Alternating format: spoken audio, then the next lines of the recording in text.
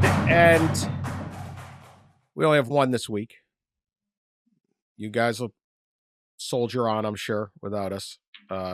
One's enough. That's how good this is going to be. Quality over quantity. And since we last talked, right here, the NCAA and the schools decided it'd be okay if they paid their athletes. Sort of a 70-year process that came to fruition with the proposed settlement, still to be approved by a judge, and we'll get to that, settlement of the House case. And it's very complicated, and I think fans sit around and go, what the hell does this even mean? And I think the most important question is the one that everybody talks about in college sports. How is this going to affect recruiting? It's all about recruiting. We didn't talk. Oh, does the ACC have enough money? Oh, where am I going to come up with the money? Oh, poor AD. How are you going to handle this? I don't know. Whatever. Right? It's like when they raise the minimum wage and the guy who runs the McDonald's goes, am I going to make it? But the McDonald's never closes. Like the same McDonald's is there for like 50 years.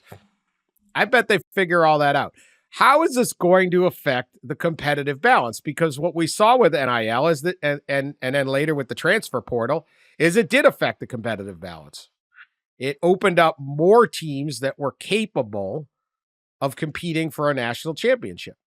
Now, it does not mean a level playing field, does not mean everyone is level. It's just more level.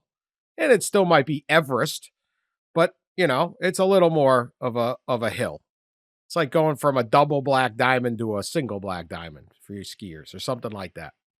What is this going to mean? The proposed settlement, which I don't know if they're going to get this done, but would be that each football team is capped, or is it all athletes or just football, at $22 million that the school can spend directly to their players. But then NIL is going to remain. The collectives are going to remain. They're going to have some policy to say this has to be real NIL, which they're going to try to say, well, it's okay for the Caitlin Clarks of the world to get their money, but you can't just pay someone who's not Caitlin Clark that amount of money. Good luck determining that without winding up in court. Nothing like a bureaucrat trying to decide the value of a human. I don't think that's generally not worked through the history of mankind, but hey, go for it. So there's a lot of problems here. But Pat, if you were to give one example of how you think this decision will change the competitive balance of college athletics, if at all, what would it be? What do you think? You guys are both down at SEC meetings this week in Destin, Florida. You're talking to everybody, not just in the official process, but probably with some kind of beverage in your hand after hours. What is your thought on what changes here? After hours, before hours, during hours. Don't limit our beverage intake, Dan, to just late. So no, I think, and Ross can certainly chime in on this because he is here too.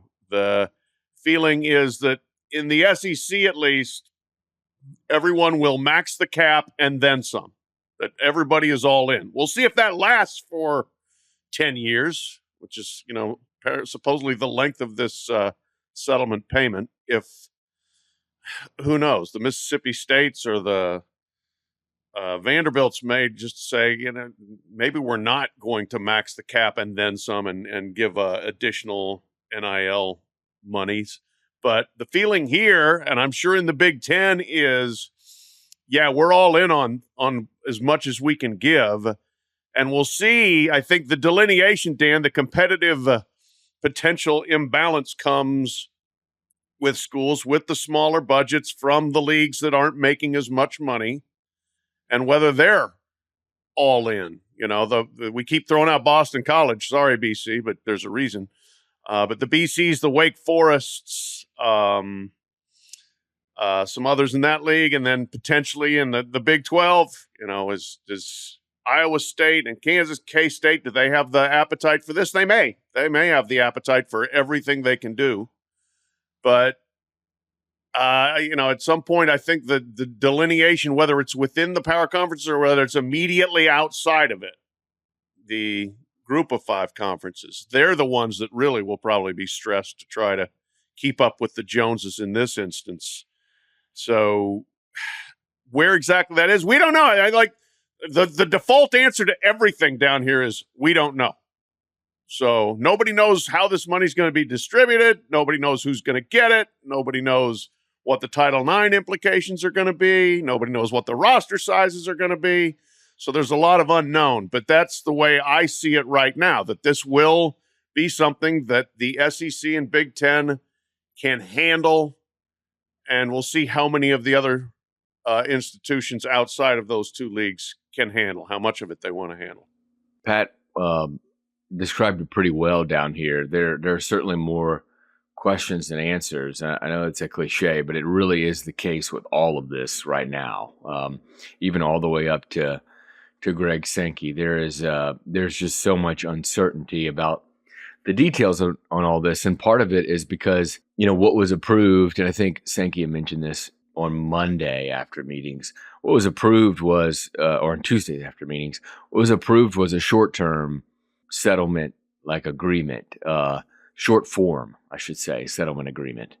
And the long form is in the process of being written. And it's going to take, the plaintiff's lawyers told me, at least a month to gather everything and write this long form.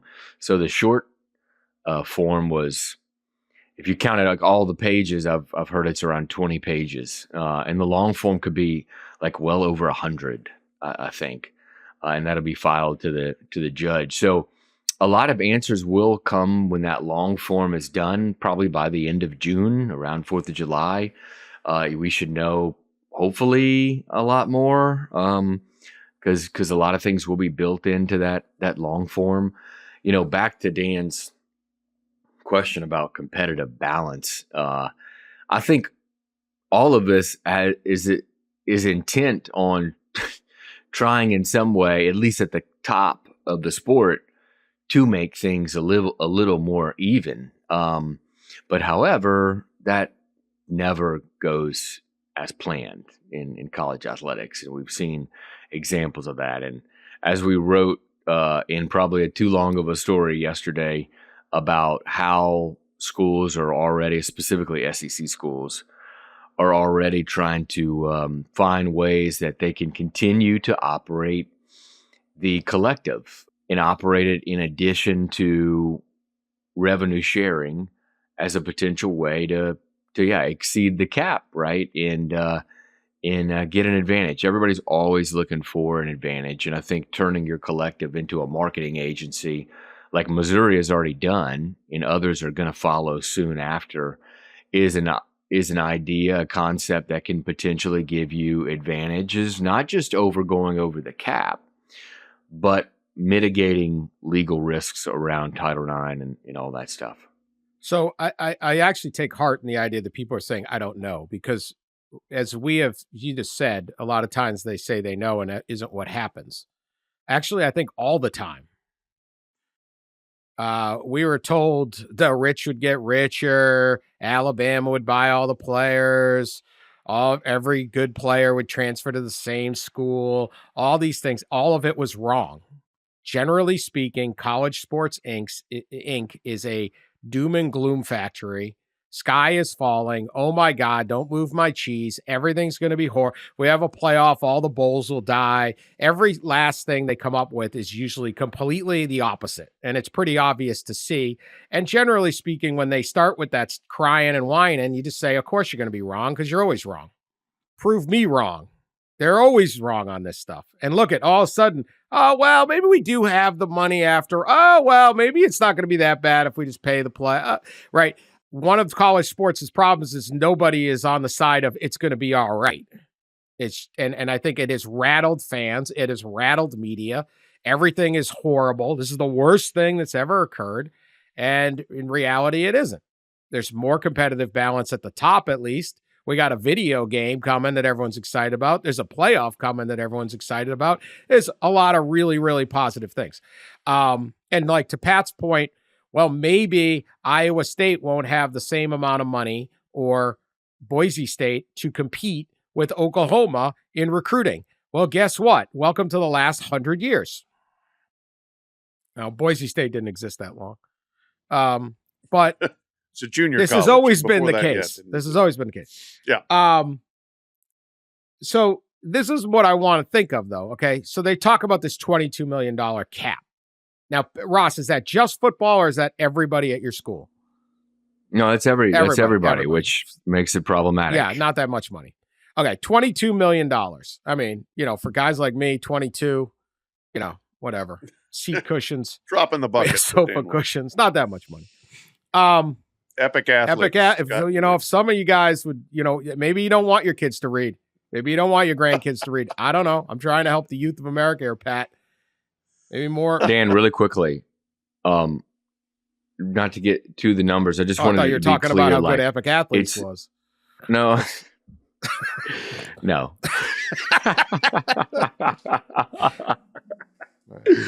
No. Lionel Messi, the Steph numbers, Curry. We got them all here. Yeah. So it's 22%, right, of this average that they've come up with. And the average is one of the documents I seen, the average was 98 million was the average Power 5 revenue streams that they're using as a formula. So 98 million, 22% of 98 million, right, is around 21.5 million. So it's a fluctuating number. I just don't want to get people confused on 22%, and 22 million. I know the numbers could get, but they are potentially could be the exact same, right? The cap could be 22% of revenues, which is 22 million. Or it could move up. So anyway, it could move up or down. Yeah. So it's going to move up because athletic department revenues are going to rise, right? SEC in a year or two, their TV money will go up. CFP money will go. It'll be 25, at least 25 by the end of the deal. Right. Yeah, the ACC had like 14% more money they're handing out to schools, and the league's got to die because it doesn't have enough money.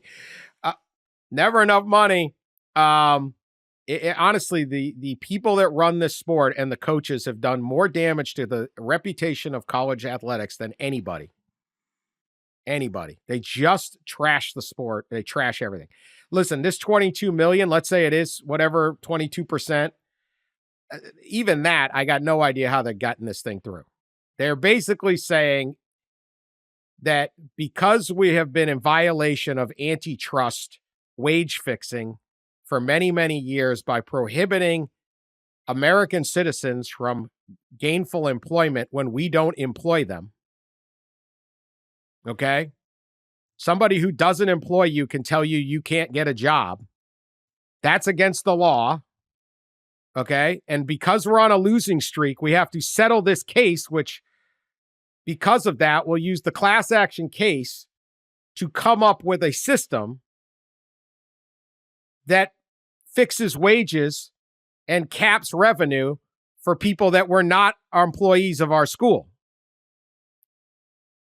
We're going to, we were wage fixing people that we weren't recognizing employees. So now we're settling a lawsuit, and then we're going to wage fix with a $22 million cap or whatever it's going to be, people who are not employees of our schools.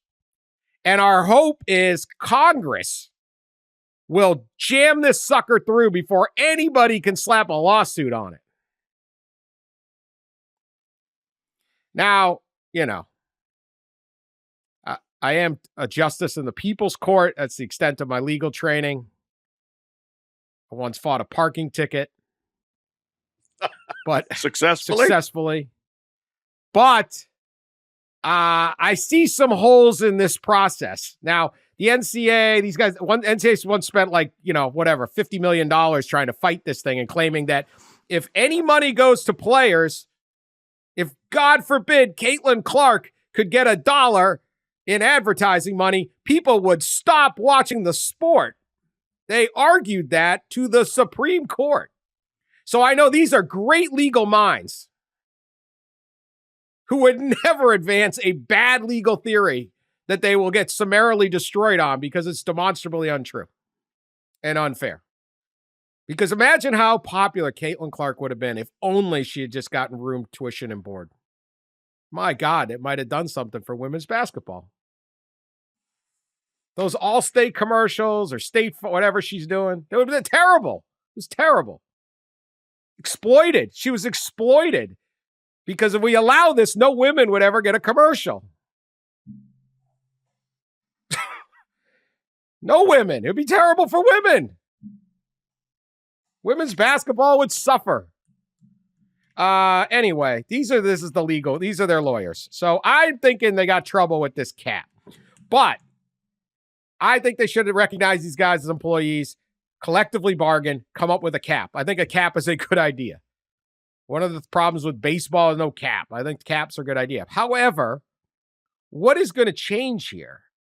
Okay, I feel like this does benefit the richer schools because if, let's say, everybody can pay $22 million to their players, so however that sorts out for the football team, everybody's getting a base, but then schools with even more money can keep their NIL deal going. There's no way they're going to stop. This is real NIL. Okay. I mean, I don't even know I don't even know how, like, they take on the most impossible tasks. I will give them that. These guys, Truly, there is never a task. There's never a problem they can't try to. Yeah. Why don't you negotiate peace in the Middle East? Would you, NCAA? Just take that one on. We're going to define whether you, private businessman, can properly employ someone who's not one of our employees at a wage that we determine is appropriate. Good freaking luck. But don't worry, we're going to define it. Because we got these investigators, and they're so good at what they do. I was going to say, they've done such a good job of enforcing the rules already, you know. They don't know whether Connor Stallions was on the Central Michigan sideline. You think they're going to figure out whether Jerry's tractor trailer at LSU, that's $10,000. You can't give him $10,000 for an Instagram photo of him sitting on your tractor. Sure, I can. I can do anything I want. Ross, help Dan, me. To this help point, me. I've already lost. This point, I want to read you. I'm already lost. I'm going to read you the part of the short form. This is in your article. I read it. Yeah, I simplified it there, but let me read you what's actually in the short form. It's amazing, and the language is like so typical. And this is about what you were just talking about, right? Which is basically the settlement and the court will reaffirm existing NCAA rules about prohibiting boosters to be involved in athlete NIL deals unless the booster and the athlete can prove that it's a real, true NIL deal. But look, let me read the passage from the short form here. NCAA and conference rules prohibiting boosters individually or collectively of a member institution from entering into NIL licenses with or for the benefit of current or prospective student athletes at a given member institution unless the booster can show the license payment is for a valid business purpose related to the promotion or endorsement of goods or services provided to the general public for profit with compensation at rates and terms commiserating with paid to similarly situated individuals with comparable NIL value who are not current or prospective student athletes at the member institution. It's amazing. That's all one sentence? That's all one sentence. It's incredible. I didn't get how many words it is. And then there's one sentence on the end of it which talks about there's a neutral arbitration process. There's a neutral arbitration for any school or athlete to contest the discipline over this matter. So to put it in a shorter terms, freaking chance. The settlement basically prohibits recruits or athletes from entering into agreements with boosters unless a deal can be expressly proven as a genuine NIL agreement. This is a real issue, right? And in here, it doesn't use the words in the short form. It doesn't use the words true NIL, but some other memos do. Deals have to be true NIL and pay what is described as fair market value with officials will hope to determine based on disclosure data in other means, which includes what I just read from the short form, which is comparison of booster business deals potentially with other, like if a booster owns a car dealership and gives a car to a player for X amount, they're going to compare that X amount with other cars given to other people. So it really trouble here. I think a lot of experts that I quoted in that story weighed in pretty accurately about the legal issues that the NCAA could face in trying to enforce this, and how many lawsuits you could see from boosters and business owners over this. And then there's the whole part about the court reaffirming the existing rules, which Gabe Feldman, really respected sports law attorney at Tulane, he told me it's really not clear how courts can reaffirm the legality of any rules in a settlement. He's never really heard of it before. So a lot of this in this settlement is really unique. That's one way to put it. I will say, look, the three of us aren't very good at many things, and we're not experts on a lot of stuff, but typing sentences, writing sentences, we're all pretty good at. And that sentence that you read is the stupidest, dumbest, most ridiculous run-on piece of crap I've ever heard. Secondly, whatever this potential new outside investigative entity they're talking about creating, they tried that once after the Condoleezza Rice thing. That went really well. That was fantastic. The whole IARP thing, that they did a great job with that. They have not been able to enforce the rules. The Tennessee Attorney General has kicked the ass of the NCAA up one side and down the other of the state of Tennessee. And that beyond that, they've lost every other court case. And all of a sudden, we're really going to believe that this new investigative entity is going to have some special effectiveness that the other NCAA investigative entities have not had at all? Sure. I don't think the IRS could pull this off. It would take years anyway. This is a little like, and what is the value? How do you define the value? When you have young children, you get a good babysitter, you overpay them, right? Because someone down the street is going to pay that person. You don't have the local high school coming in and going, hey, hold on now. You can't do 20, 25, whatever. If I want to pay a babysitter, I want to pay someone $100 an hour, I'll pay it. What's the value? Let me give you another one. Okay. Now maybe there's some formula, but like Livy Dunn. Is Livy Dunn the best gymnast in America? Nope. Well, how are we pulling this together here? All right. What is the value? You're going to get private businessmen to be like, oh, I can't do that. You got no chance. This has got no chance. This is lawyers writing rules that will get sued so they make more money because then they get to defend the rule. That's what I think this is. This doesn't, what are you guys trying to do here? Even if you could define this, they would just find little workarounds, or they would just say, yeah, it's true NIL. It's not going to stop a Georgia, an Ohio State, a Texas, a whatever, a Notre Dame boosters from spending considerably more over the cap. It doesn't solve a problem. It defines a problem that really isn't there and that you can't solve. It defines a problem that's unsolvable. I don't even know why they're paying the players directly. I think I would this does not eliminate the parts of NIL that are upsetting to the coaches, the schools, and to some fans where you're just simply overpaying for somebody. So why spend $22 million so you have the exact same problem? To your earlier point of like, let's find the hardest way possible to try to solve the situation. Like, again, the NCAA continues to try to thread this needle of we're going to pay them, but it's not pay for play. Like, give up. You've tried that. You tried that before. It didn't work. Pay them to play. I think that's the only solution. Or don't, and it is working. Nothing is going to change here except you're now on the hook to pay everybody $22 million. Before, you provided a platform like the IOC, like the International Olympics, the Olympics this summer, does not pay the athletes. Simone Biles is not getting paid by the IOC.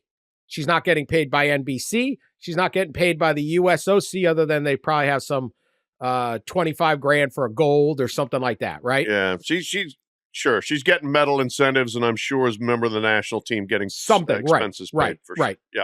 And the women's soccer team at the Olympics, and there are some, but the IOC they provide a platform for Simone Biles to become one of the most famous women and beloved athletes in the entire world, and make millions and millions and millions of dollars in endorsements, and have an epic athlete written about her that's updated for the summer if you're looking for something. I mean, just as a side, that's probably one of her great accomplishments, right? I would try to go that route over this. So you're going to make everybody pay $22 million, and then you're going to tap out some of these schools, and then the big schools just sit there and go, great, you paying 22, we're paying 50. And you got this little enforcement system. I don't see how it works. So I don't see how this levels any playing field. I don't know that it tilts it any back, but I don't know what this all accomplishes in terms of what I think most people care about, which is, can my football team win? Is the game's going to be good? What are we getting out of this? Well, this is a good question. Like we have we've highlighted a lot of the issues on the show, and certainly in stories, and the loopholes and things like that. But this is a question we probably should talk about more and get an answer to is, okay, what does this do, right, positively to move forward the athlete compensation debate? Okay, so number one, I think it may, again, there's so many questions still, it may limit mobility in players because of binding contracts. So that's number one. I think there is a possibility there with this. So it could number two, slow down the transfer portal, which they right. created. No court. That's they right. created. Mm-hmm. That's right. Yeah, that's right. Well, they created it because of the court, right? Like that's what they say, right? They created it because of fears of that it would have been challenged legally. I think if I go back, the one-time transfer exception was created in a year in which the NCAA was hoping to get, like every year, congressional legislation. And in some of these congressional bills, it was unlimited transfers were in the bills. So that was a way to try to appease lawmakers, I think, when that happened. So number one, limit transfers with binding contracts. Number two, Dan, I don't know how many of the 70 Power 5 conferences or schools can go a whole lot over, let's say, 25 million. I mean, there's some for sure. Well, yeah, that's the point. There's some, but I don't know. Right. Yeah. I don't know how much we're going to see. Like you mentioned 50 million. I mean, man, like that would be a lot. But then again, you start thinking about TV money going up like it is, CFP distribution money going up. You could see schools in the Big Ten and SEC certainly being able to offer upwards of 25, 30, 35 million.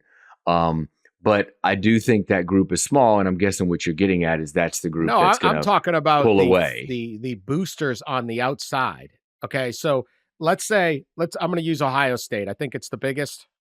Okay, Ohio State would have a robust payroll this year via NIL. Not saying that in a bad manner at all. Ohio State says, all right, $22 million for our athletes. We got that. We'll figure that out. No problem. Right? As Trev Alberts, the A&M guy, said, we have a spending problem, not a revenue problem here. Okay. Some places have a revenue problem. Everyone's got a spending problem. So Ohio State pays it out, and then they have boosters that I would bet that Ohio State's football team this year is going to receive. I mean, Ryan Day talked about needing 13 million. I bet it's 15 to 20. It might be higher. I don't know. I don't care, but they could then spend that same 15 to 20 million in addition to the whatever's going in to the 22 million. Like they still have, as you said, the collectives are going to stay. The school's like, oh, we're going to bring them all in because it's tax write-off and all. If you want to win, and this is how you win, you're never curbing the desire of an rich Ohio State fan with more money than he knows what to do with, than winning. They want to beat Michigan. If you say, what you got $100 million business over here, and Northeast Ohio, whatever you're doing, right? You own the rock quarries or whatever. What do you want most out of the next year? Well, my kids are healthy. Oh, my wife's healthy, and I want to beat freaking Michigan. That's it. And all right, well, give us $1 million. Done.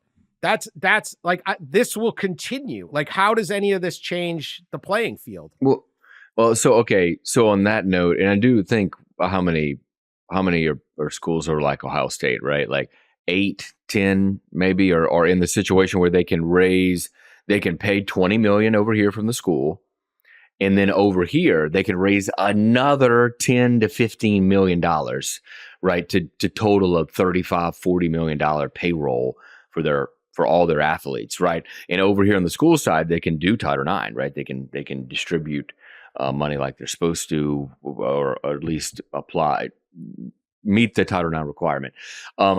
But yeah, there is a small group. I just don't. For the most part, I don't see schools telling boosters. I know most won't, but if some can, they're going to win. And then the others will try and probably kill themselves trying. Well, I don't care if the guy with the rock quarry goes bankrupt or not for that. Right? Like, I'm not a financial advisor. I wouldn't do it. Yeah. I'm not paying some guy who's about to become $1 million. I mean, listen, I think it's absolutely nuts. You want me to pay a guy who's about to become a first-round draft pick in the NFL? I'm giving him money? What are we doing here? But that's all right. I have other places I would spend my money. But do whatever the hell you want. It's your money. I'm saying that this either exacerbates the problem or solves no problem if there is a problem. The way to do it is make them employees. First off, collectively bargain, because I have unless they get Congress you're going to get all of Congress to absolutely defy. I mean, I get the Republicans seem to be in favor of this, but it's literally the most, it's the least free market thing ever. So maybe you get a sweep of Republicans and you get this jammed through or something, maybe, and you can avoid, but if you make them employees, it's a weak union, then you can collectively bargain and say, no, you're not getting NIL outside, because they do have stuff like that in pro sports. They do have some things that can prohibit that. And you can have, they don't want to make them employees, but I don't know how that isn't a better solution than these. To me, you put this thing in, and Ohio State and Georgia are like, cool, let's go. Let's roll. We just spent Iowa State had to spend all its damn money on its soccer teams. It's like, this is great. We just drained them. Yeah, I wonder though, Dan, in this, I mean, like we were talking about, right? At most schools, I think, one kind of collective expert had assumed that half of the collectives will remain, right, as marketing agencies and distribute money to players. But if you have 40 collectives still in existence, it is going to be interesting. Right now the average Power 5 collective is, I don't know, in between 6 to 8 million, probably somewhere around there. And then you have some at Ohio State that are right more like 13 to 15, in Georgia too. And then you have some that are at 3 or 4. But you wonder where those numbers will be in a world where the boosters can get the tax deduction in bonus points and whatever seeding points from the school. But everything changes. As I wrote in that story yesterday, everything changes if schools directly, and instead of boosters, schools directly fund the collectives or the marketing agencies. So send money to them. So boosters donate to the school, get the tax deduction, get seeding bonus points or whatever, and then priority points. And then the school or the school booster club or foundation sends that money to the agency to find marketing deals, quote unquote, for their athletes. If all that happens, you could really see this thing growing to the numbers that you're talking about, right? Because all the boosters have to do is give to this one organization, not split the money, and they get all these points and they get their tax deductions. So that's the plan for several of them. And yeah, so that gets us back to Nothing's kind going of to where change, we are right? now, except for more money, right? Except you just have more money you have more money in the environment, right? Instead of $10 to $12 million going to a football team at a power school, now you might have 18 to 20 or something. More athletic department jobs. Yeah, well, there we go. We need those. I don't know. enough, I look at this and I kept going over it and going, what is tangibly going to change? And I don't see anything tangibly changing due to the House case other than people pointing out that the University of Akron cannot compete with Ohio State. And I get there's this ideal that they really are, but that's never happened. Yeah. No. Can we change I would like to see one thing change. Can we change the tax code? Why is it tax deductible to donate to your athletic? Well, yeah, there's a lot of things that from a governmental standpoint probably are going to be looked at pretty hard here, given the revenue sharing provision, including Pell Grants to athletes. Yeah. Pell Grants to athletes. Yeah, well, they might no longer qualify. Why are bowl games tax free? That's a whole other question. I mean, geez, that's a pretty good situation. If you're breaking completely out of amateur, industry, and you're going into a business model with revenue sharing, these are great questions. There's a lot of things to, whether it's Pell Grants or whether it's tax deductions that are potentially going to change here. All right. So before we break, am I right? Or who's going to win with this? Is it anything really going to change? The lawyers? Other than the lawyers, competitively. in 5 years from now, when we look at the competitive balance of college football, is this ruling going to alter who can be competitive if you've got all your ducks in a line or not? I don't think it will. I think that as you noted, the schools that have a large number of boosters who will pay whatever it takes to win will win, which has generally been the case forever. My question about that is just like if the rock quarry guy donates $5 million or whatever, and they get the class at Ohio State and they win the title, what does he then just say? Hey, that's my title, Fred Smith 2024. I won that one. I'm out. All right. I've donated my money. Find somebody else. But that's probably always the case with schools, that you get some donors that tap out. Yeah. I don't necessarily think it's going to change much. We've already the NIL era has gotten us it was just a step right toward this. So this is just another step. If you went from no NIL, right? If we didn't have the NIL era and then you went from this, right, we could see a change like we did in NIL. And Dan talks about it a lot. While I think NIL grew the gap between the power schools in the group of five, and maybe you could say the top of the power schools and the bottom of the power schools, I think that it did close the gap between the top of the power schools, the top 20 to 30. I do think you see more parity up in the top level. I think the parity where the parity is possible has occurred. And the parity where it was never real continues, and maybe it's worse. But anybody can close the gap with NIL. If you are a billionaire and if Mark Cuban decides the Indiana football team is going to win, Mark Cuban could make that happen. Prior to this, he couldn't. And so, I'm not saying that he should or that you need to or that it would, but you can close the gap. Boise State can offer certain players. So, I feel, I guess I'm repeating, but I feel like a lot of the consternation amongst fans is understandable. Like, what the hell is going on in my sport?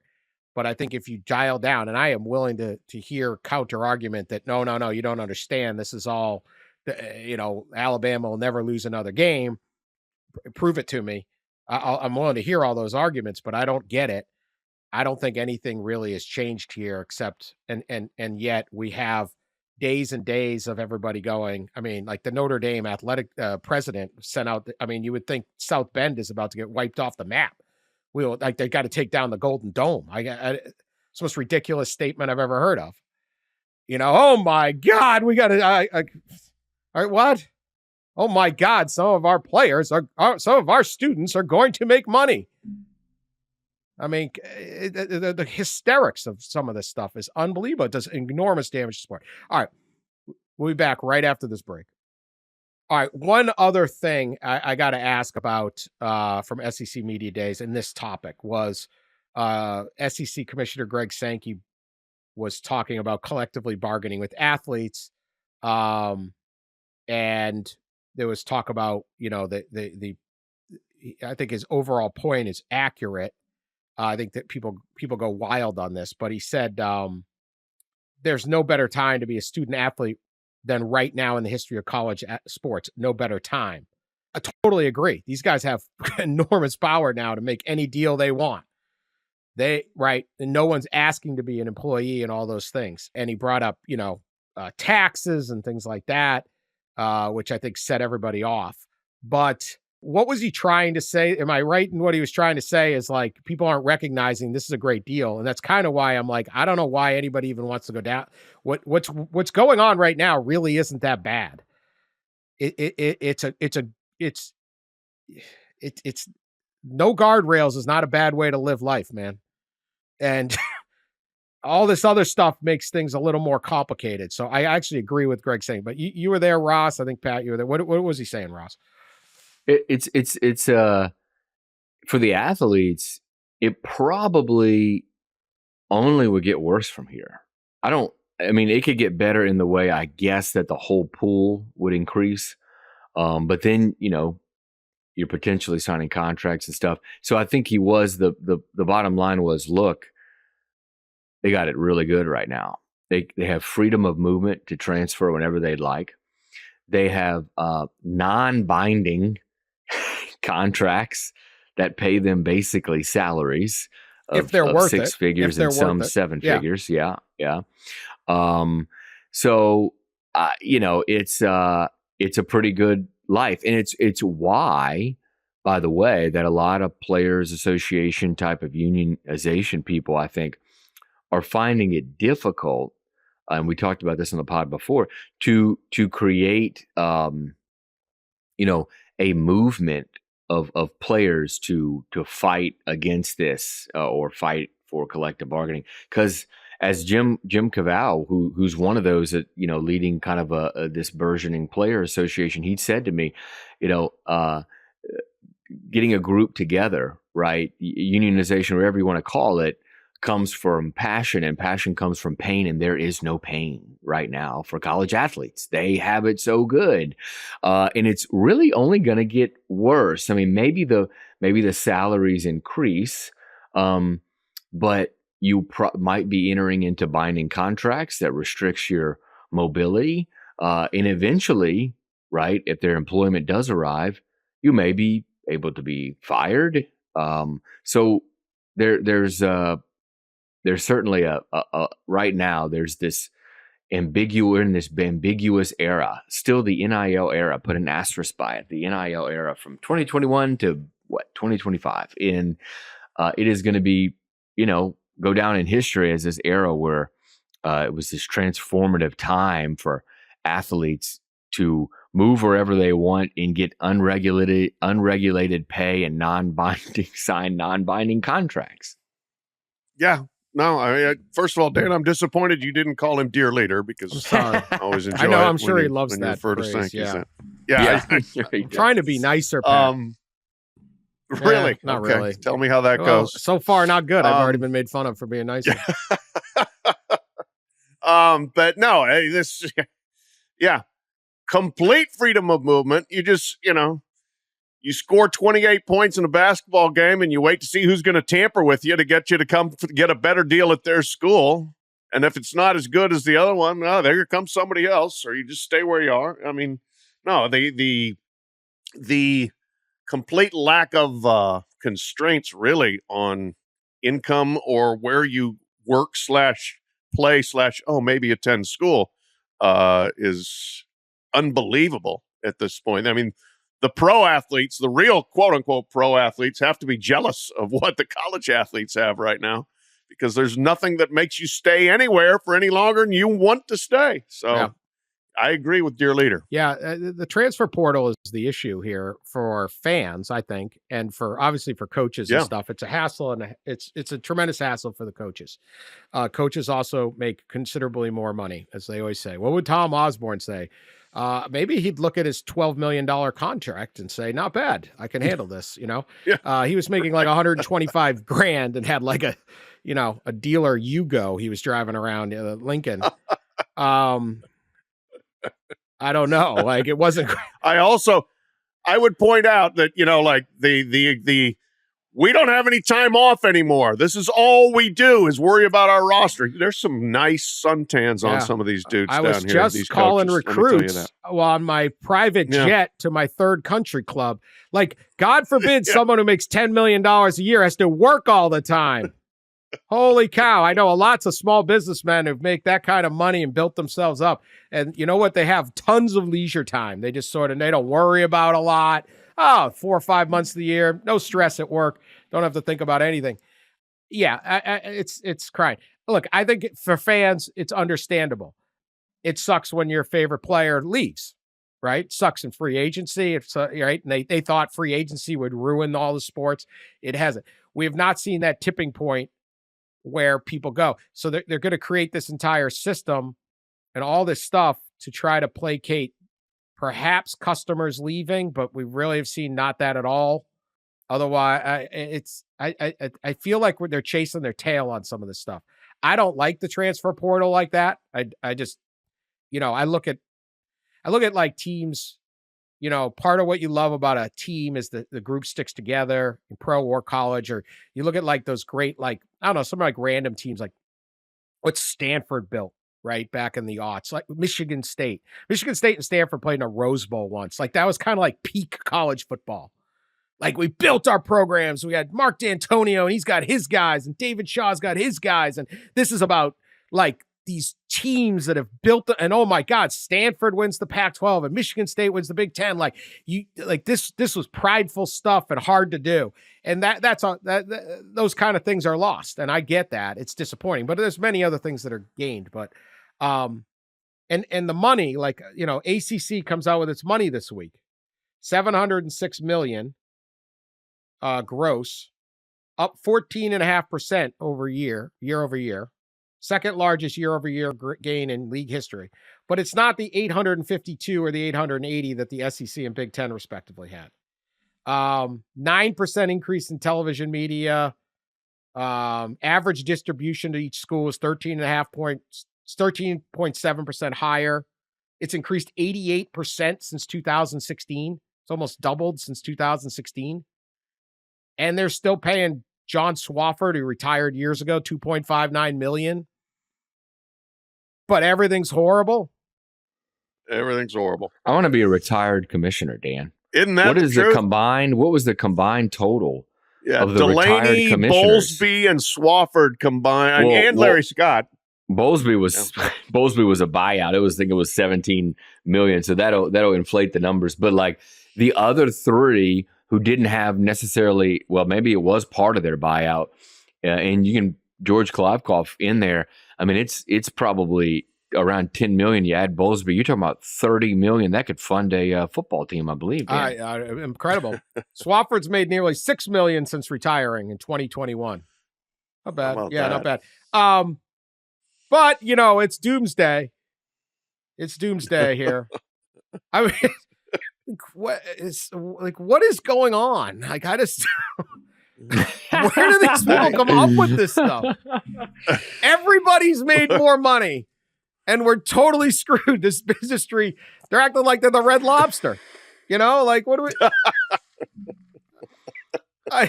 Speaking of Red Lobster, there was a Red Lobster name drop in the Sankey press conference on Tuesday when he went on his spiel about private equity and how schools should be careful and cautious about private equity. In my experience, he said, those involved in private equity want to be paid back. Yes, not indeed. in Cheddar Bay biscuits, like the private equity that wrecked the Red Lobster. It's like, oh my God, read all that stuff. We better sell to private equity 15% of the Pitt Panthers. Like what? What? How is this? What's going on? Anyway. All right, one other we got to get. There's a lot, and we'll get to more later. This is going to go on, but there was one other story that came out that I don't understand, and I'm guessing others don't. What is with the no walk-ons? Why? Where is this coming from? And I think I know the answer, but Ross, where is this coming from that we're going to eliminate walk-ons? And I this is hysteria. I know from the coaches. This is not like a real proposal yet, but once those drum beats go. But I totally get, like, why would we get rid of walk-ons? Like, it's supposed to be students, and here's the football team. If you happen to be a student and you can make it on the team, good. I don't get it. What is the real reason that's driving this? Because I believe it is lost to the average people that are like, what in the world is going on in college sports? Yeah, I think it starts with they're eliminating scholarship caps. So let's start there. That's an agreement in the settlement, and it's partly an agreement in the settlement to avoid more lawsuits and legal challenges over the restricting so the fact that you can only give 13 baseball scholarships is they're expecting 11.7. Right. Yeah, that is what they're expecting their lawsuit on. Right. So they're lifting the caps on scholarships, but they're implementing, quote, roster limits, which really just serve as a scholarship cap, because you can now give out as many scholarships as you want for however many is on your roster. So the baseball team can only have 25 guys limits. Like an MLB team. Right. Like, let's just say, and there's a number thrown around that maybe around 30 will be the roster cap for baseball. Guys. Well, you could give out 30 scholarships then, right? So football, there's no real roster cap right now. There's a scholarship cap, again, that will be lifted of 85. Most teams keep around 110 to 125 on their football team, most power conference schools. So I think that if you kept that and you put the roster limit at 110, let's say, teams would obviously scholarship 25 more players for a competitive advantage and to keep up recruiting and beat their rivals in recruiting. So they're trying to, avoid schools giving out more than 85 scholarships. So in order to do that, you put the roster limit at 85. 2, save money, right? 35, 40 walk-ons, that's fewer mouths to feed in the dining hall and medical expenses to pay for and equipment to get, et cetera, et cetera. And number 3, Title IX. If you scholarship 30 more football players, you have to at some point, scholarship 30 run out of sports players as well. So that those are kind of all the reasons why you see this kind of happening. And obviously that was kind of a big storyline day one of SEC meetings, because coaches certainly are not fond, big surprise, right, are not fond of having their rosters cut by upwards of 40 players. They never have enough. They always want more. And sorry, this is where somebody has to prove to me why you need 110 or 120 players. I keep hearing this and I keep asking, and it was like, well, we got injuries and we got red shirts and, the NFL, was it 53 or 54 plus a 16-person practice squad. So that gets you to 70. They need 85 is threadbare. We can barely get by with 85. We need 110. I don't get it. NFL can sign guys, though. They pick guys up off the street. They do. It's probably more like 90 players on NFL if you count like the rotation of different players coming in. But either way, right, it's about that. And they play 17 games. Right. They play more games. They have 90 because they can get 90. If you told them, if there were fewer players, if you can't just go out and get somebody free agent wise, Right. I'm sorry. I think you could get by as a college football program with 85 guys. I really do. I don't see if someone wants to have like 50 people on the volleyball team and they like the other 44 are fine with like not playing. I don't know. I don't see.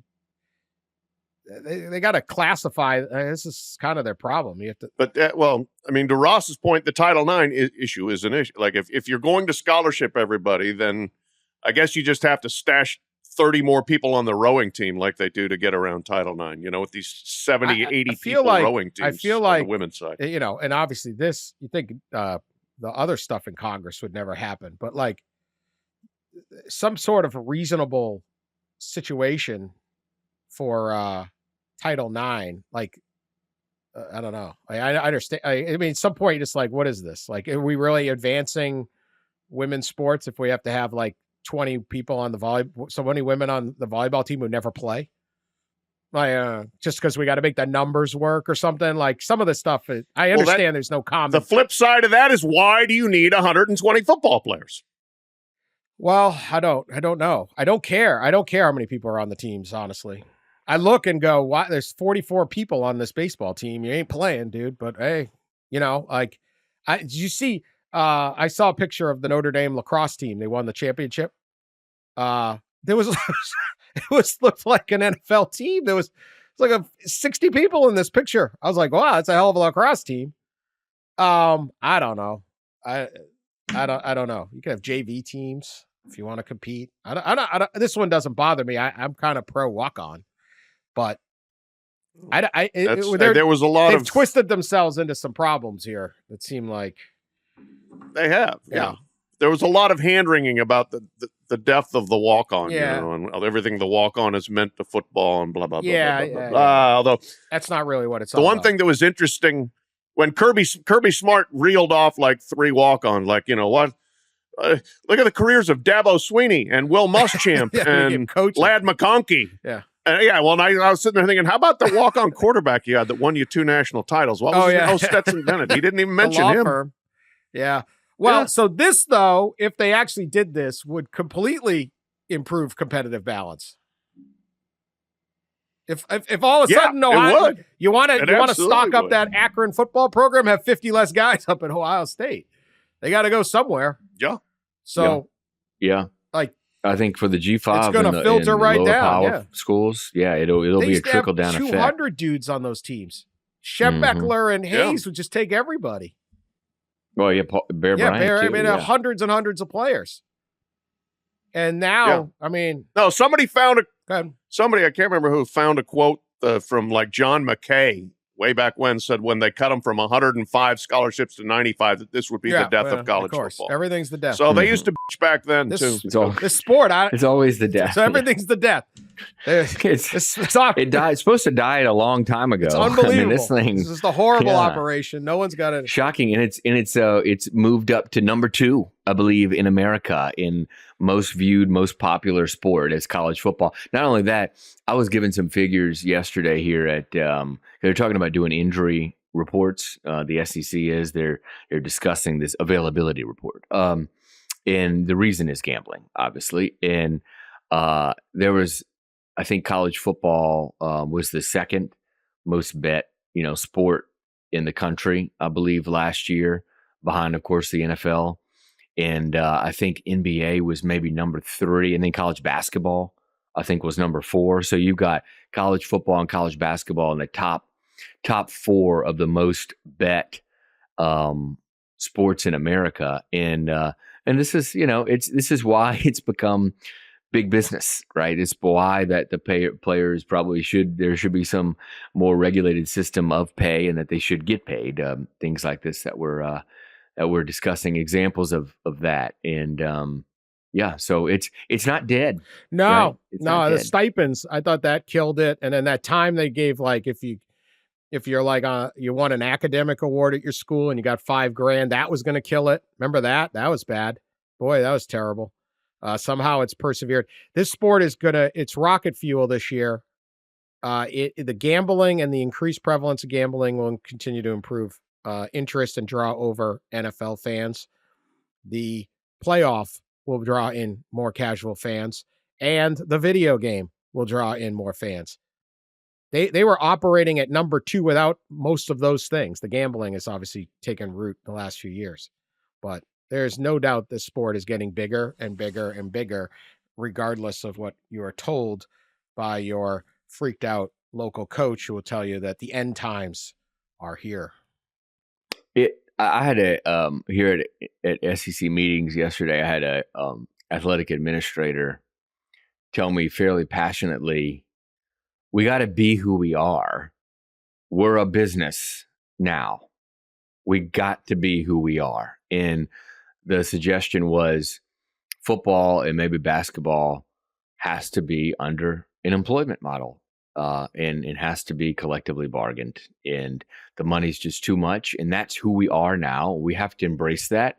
And you know what? All the other sports, we can find ways to fund them, whether that's through football and basketball or other means, or maybe you do reduced sports in some way, but be who we are. We are a business. All right.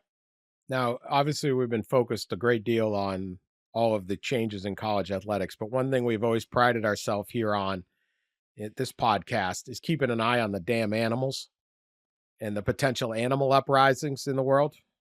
Because at the end of the day, we're not SEC fans. We're not Big Ten fans. We're not Ohio State fans. We're not Michigan fans. We are against these animals. They got us outnumbered. We're fans of human beings. Yes. We're fans of human beings. Keeping ourselves alive. Right. The species. 5 fingers form a fist. Let's get together because we're going to need it. All right? We're going to need it. Because this is concerning. You guys think we're hyperbole? No, this isn't hyperbole. Orcas. The orcas are acting up, Pat. The orca. Not the first time. They are killer whales, also known as Orcinus orca is known as the killer whale. I'm reading livescience.com. The killer whale. They have sunk a 3rd boat off the Iberian coast of Europe. And experts now believe their behavior is being copied by the rest of the population. There are orcas in Europe attacking boats. 3 orcas. Listen, this is an unbelievable story. And the details come from the German publication Yacht, the publication. What a subscriber list. They struck the yacht on the night of May 4th in the Straits of Gibraltar off the coast of Spain and pierced the rudder. There were 2 smaller and 1 larger orca. Skipper Werner Schaffelberger told the German publication Yacht. I think this is fake. I don't think there is a Werner Schaffel, but I'm going with it. No, if I was going to make up a name of a German skipper, his name would be Werner Schaffelberger. So maybe this is true, maybe not. I don't know. But I'm going, no. It sounds good. Schaffelberger. Listen to this terrorizing thing. The little ones shook the rudder at the back while the big one repeatedly backed up and rammed the ship with full force from the side. The little guys went in. I mean, this is like tactical stuff. This is like Gettysburg, right? They're really smart, right? They do this with SEALs. Yeah, Pickett's charge. You get in there, you demobilize, and then boom, here comes the howitzer, the big boy.